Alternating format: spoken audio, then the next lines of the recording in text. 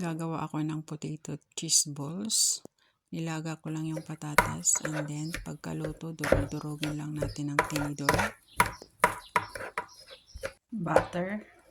Then maglagay tayo ng butter. Habang mainit pa siya, lagay natin yung butter. Asin. Tapos ng cumin. Paprika. Paminta. Ayan. 1 cup flour. And then, gawin natin siyang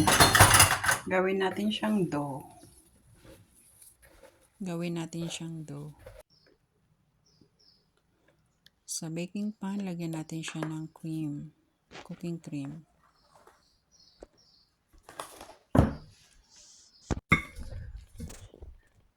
Ayan, nabilog-bilog na natin. Ganyan pagkabilog. Lagyan natin siya ng mozzarella cheese.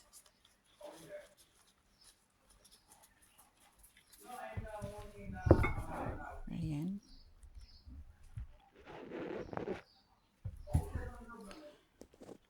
Kasi i-bake natin siya sa oven.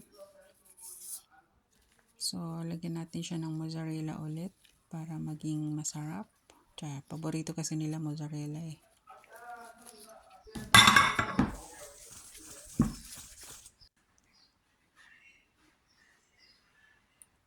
Tapos, lagyan natin ulit ng cooking cream.